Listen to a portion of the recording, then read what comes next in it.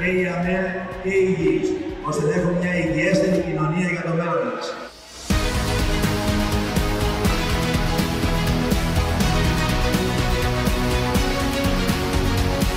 Όλοι οι άνθρωποι έχουμε τα ίδια δικαιώματα. Όλοι οι άνθρωποι μπορούμε να κάνουμε τα ίδια πράγματα. Και αξίζουν θερμά συγχαρητήρια σε ένα τουρνουά το οποίο τείνει να γίνει θεσμός. Θερμά συγχαρητήρια στα ΙΕΚΑ για αυτή την πρωτοβουλία.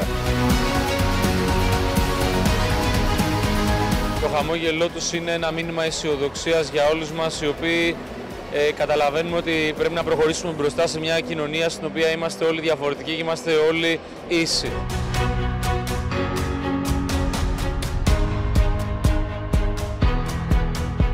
Τα αγκαλιάζουμε όλα αυτά τα παιδιά, αγκαλιάζουμε αυτές τις διοργανώσεις οι οποίες γίνονται.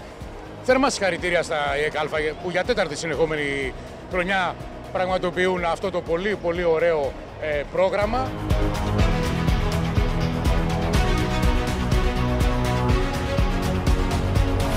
Το μήνυμά μου είναι κανένας άνθρωπος να μην μένει πίσω.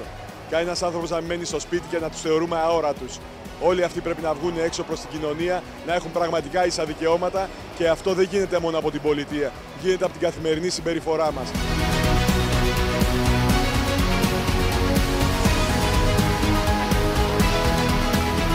Είναι χαρά που βρισκόμαστε σήμερα εδώ πέρα. Είναι μια διοργάνωση η οποία μπορούμε να τη χαρακτηρίσουμε και θεσμό μετά από 4 συνεχόμενα χρόνια.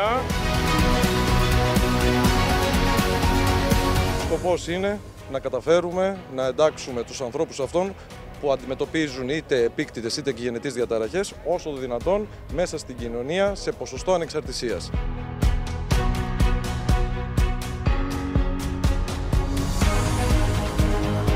Στόχος μας είναι να προάγουμε τις δεξιότητες καθημερινής ζωής για να είναι ο άνθρωπος περισσότερο αυτόνομος. Να είμαστε όλοι ίσοι, να υπάρχει αγάπη, να μην το βλέπουμε ως κάτι διαφορετικό, αλλά κάτι το οποίο να το αγκαλιάζουμε, να το αγαπάμε.